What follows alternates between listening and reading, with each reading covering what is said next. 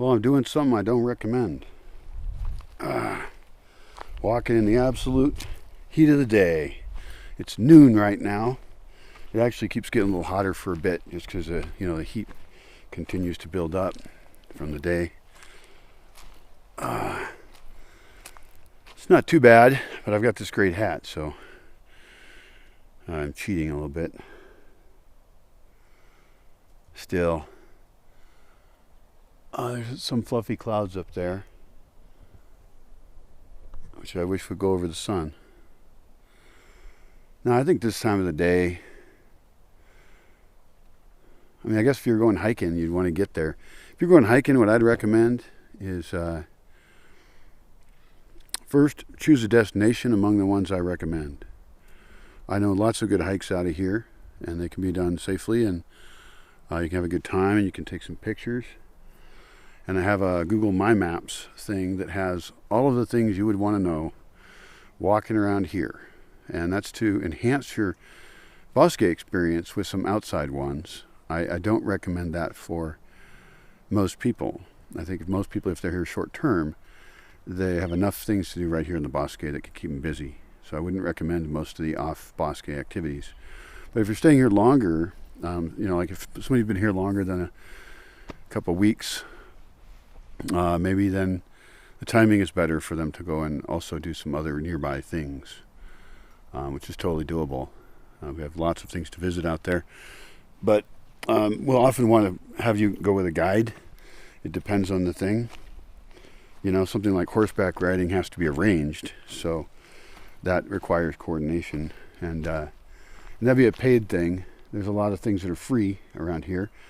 On my Google Maps thing, I have a different color for different kinds of things, and I have them in layers, so you can turn on and off the kind of thing that you want to see.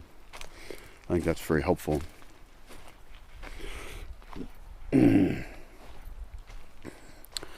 But the problem is this time of year, if you're walking somewhere, I would recommend getting a really early start, like really early, no matter where you're going.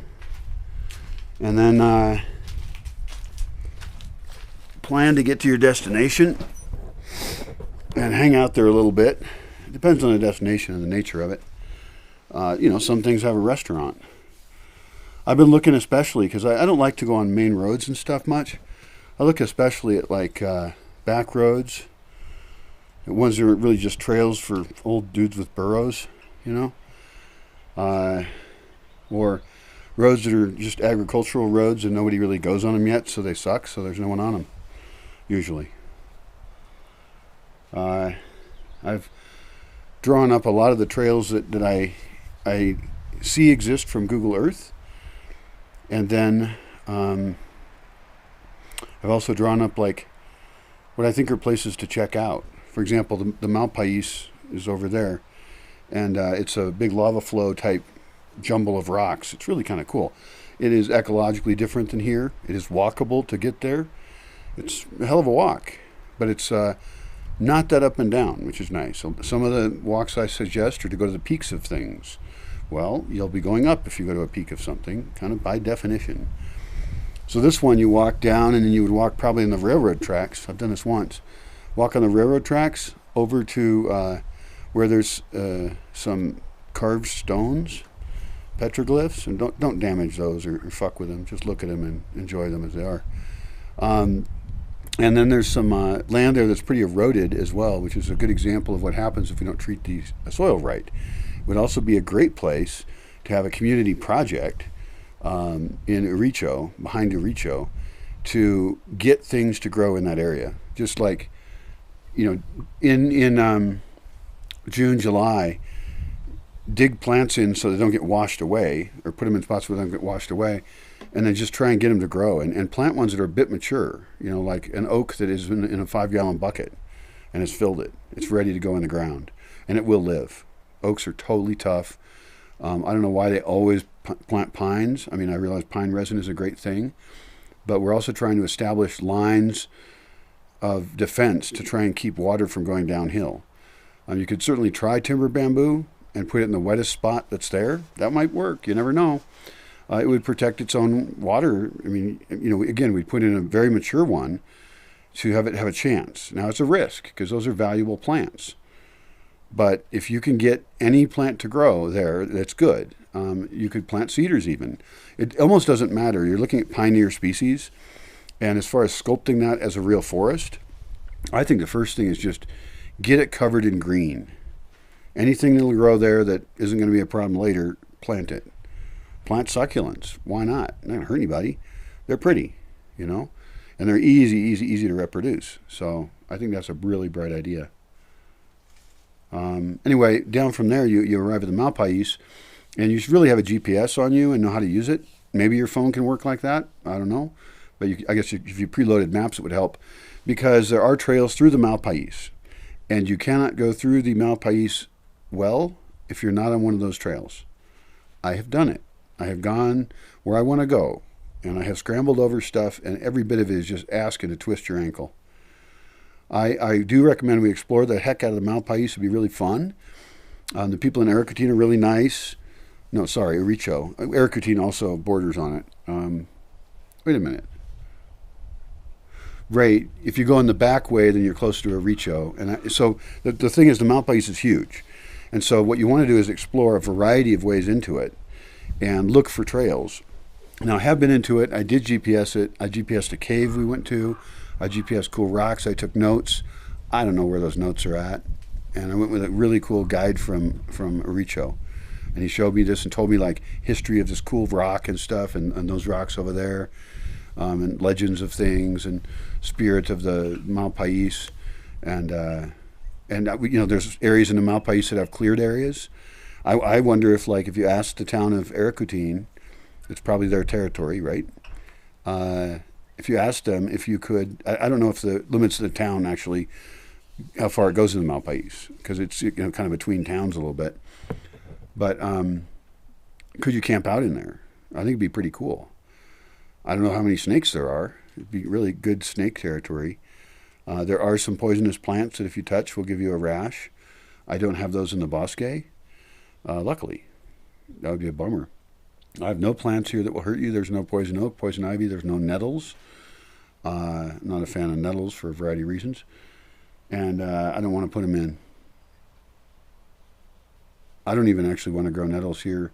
Nah, I might be willing to do it. I could have like a specific garden or something, like a poisonous things garden. You know, that's good anyway. And then basically it's the opposite of a kids area. Like kids cannot go in there. And nobody should go in there actually without an escort. Because there's a lot of plants that they're dangerous, you know. And also they're really cool. Some of them are medicines even. And some of them are bad medicines that you shouldn't do. So nettles, I don't know. They're edible and stuff. But to grow them in any useful amount, we'd grow them a lot. And so I'd probably have to dedicate a little courtyard to it at least. And I'm just not as into them, you know. I'm just not going to. Somebody else can do that if they want, maybe. Anyway, so back in the malpais, it'd be great to camp out in those clearings in there. There's flat places, and I don't know where they are now because I lost my GPS file. But I have various points in my Google My Maps thing. It's a private one. I have various points I know are entry points into it that I've used before. And so I think that it's totally worth it to just take a few days, actually, like make two 1-day trips. Don't camp out. It is a walk. It's a hefty walk to get there. Really is. Could drive over closer and park if possible. That would just give us more energy inside the malpais. So driving to it and parking is probably smart. Probably parking behind Aricho. I'm very interested in those entrances. But ultimately, we would end up going to all the entrances. So what I would want is a group of people to take their GPSs and go in there and start walking trails and walk as many of them as you can. And you'll be able to find your way out because you're GPSing it. Note anything you want and make points of it so that we can later on conglomerate those. We're going to get files from 2 different people that are GPSing at least. So at least 2 people are walking around. But I want somebody with that other person. I don't like people going places alone much. So 2 teams of 2 sounds pretty good. We could add a 3rd team in there, and they could even get dropped off and do another part of it. Who knows? Everybody should have charged cell phones and have saldo to be able to call people. And everybody should be very careful and wear very good footwear. And we would start super early in the morning. Like we should be driving out of here just as it's getting light, you know, and maybe slightly before. Civil twilight, in that case, for a trip, is the last time that we would, I think you should be able to, in civil twilight, look around, see if you forgot anything, and then go. And don't waste a lot of time saying goodbye to people at that time in the morning. Say goodbye to people the day before if you need to talk to them. But don't have to go need and talk to anybody. This is true if you're leaving here. It's true if, I think, it's true, well, it depends where you're going. But it's true even on a short trip like this to a very close place. We could almost walk there.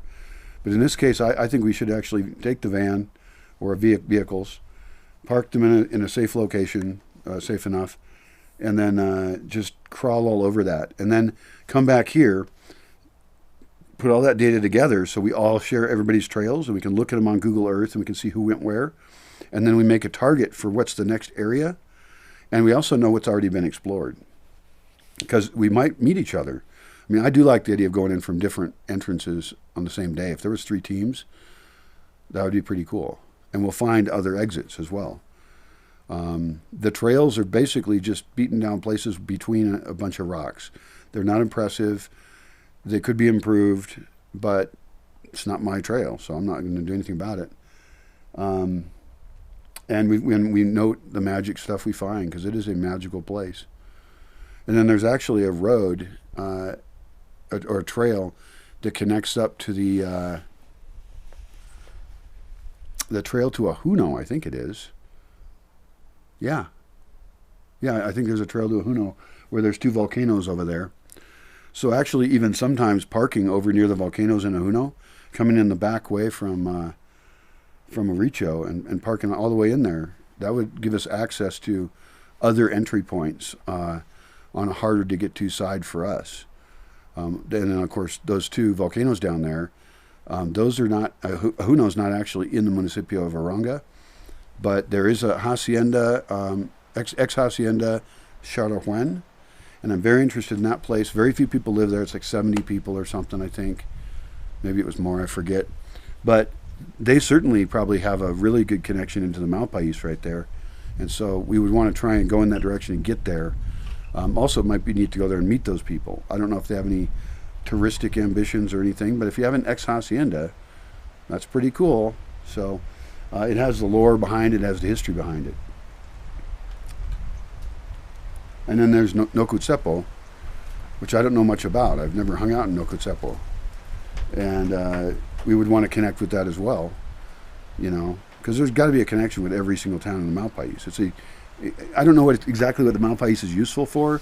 I guess, you know, the locals might harvest, they might harvest rocks out of there. I know that you can still see old ovens that they built with rocks where they made charcoal. And that's interesting because we don't make charcoal that way here. We do it a different way, but we also have soil here. They don't have soil there. It's just really rocky. I mean, it's all volcanic rock. It's really weird because it's so different than here. And the kind of plants that are there are different. The kind of animals that are there are probably different. I haven't seen a lot of animals there. That's actually another area, the malpais, where the ecology of it would benefit immensely if there was water there. So I would actually encourage anybody near a town next to the malpais, because they have water systems that currently serve them. So just to have a troughs out there in the malpais that are at the right setup for animals. You know, run a buried hose as far as you can out, and so that your dogs don't get into it as much, because dogs will just drink it, you know. But you put it as far into the malpais as you can, in a place where cows won't bother it, nothing will bother it, and then that tiny bit of water in there will allow more bird life and also four-legged wildlife, you know, whether it's herbivores or predators. That'd be pretty cool. I mean, that's what I'm doing here, is getting more water out into the forest at these horribly dry times of the year, and the birds love it.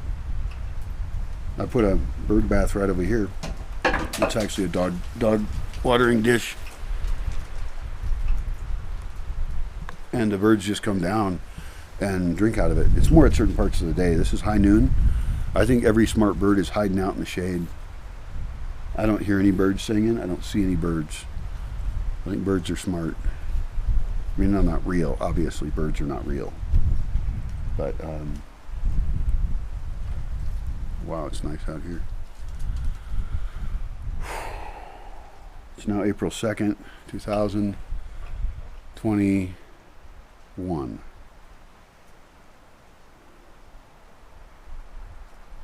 It's going around on the internet. I posted yesterday or today, maybe in the middle of the night I posted that I'm going to not have money to pay internet. And I don't have any dog food. And some people send me some money. That is mind-blowing. I do have some friends that have some money, and so it's really nice. But it is the thought that counts a huge amount for me. The money obviously saves my ass, and I'm going to go upstairs right now, and I'm going to send money out of PayPal into the account of the guy so he won't shut off my internet. And pretty soon I'll go into town and buy some dog food and make some harsh decisions. I'm at the end of my rope, you know. But it's so kind of people to help me out. And I guess, you know, I did say, you know, I was looking for a job maybe, or I'd do an online job, and I would. And somebody asked me, well, what kind of work would you want? And I guess I'm going to answer that, you know, ideally I'd like to do the work I did before, which is software testing. I'm really good at it. I love it. It's fun, and it helps out the public, ultimately, because they get a better product. And I'm good at it in ways that a normal geek isn't. I have a communications background, some psychology, and I read a lot about stuff about perception. And so I'm more on the usability end of things. I wouldn't want to get stuck just doing usability testing. In fact, I can't do it here. I can do it myself in that sense. That's basic testing. I do prefer to test starting with the spec. I believe that having the testers understand the software when the spec is being developed is a wise idea, and I think that you should get their input on concerns and things to put into the spec that will automatically make classes of bugs never exist at all. Spec testing is brilliant and way cheap, super cheap. Everything else expensive. So that means criticizing how a dialog box works. That goes into a complex UI, making sure that, you know, there's no red-green issues. So you just put these things that the testers are going to check for into the spec, and then the developer can more easily get it right the first time because they're being told something that makes more sense. Because iterations of testing are more expensive, and if you have a bug that gets all the way to actual usability testing, then you have a very expensive fix that you shouldn't have happened, and can delay shipments of things and cause redesigns, and you know, that may have to happen anyway. It depends on your software. Maybe your software is the first of its kind, which is obviously very different than developing software that mimics some other existing systems. But new designs in particular, there are opportunities that your testers can mention at the spec level as well, where if you're going to do this thing, you might as well have it do that too, because it's easy. Or we think the user would want this, because I'm imagining myself being the user. And if you can get that into the spec level, then you don't have to rewrite your product as much later, and you can confuse your users less. Because even though you can fix it in theory, having to fix something is very annoying for users. It's very annoying for me. Like, I don't want that to happen.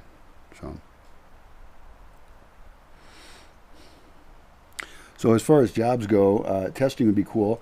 And then I thought to myself, well, actually, the best job that I want to do is the job I'm doing, although I want to do it better and probably a little less stressed out.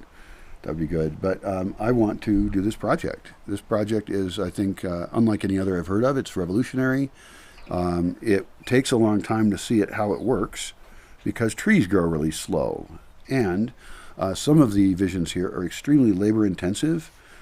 But the way to sculpt land for its own greater biomass and biodiversity, and also sculpt it for human use so that we can be in it and do the things we like to do without damaging the forest itself. And no one's doing that. And I want to do it. And then, of course, there's the aspects of having people here in various roles.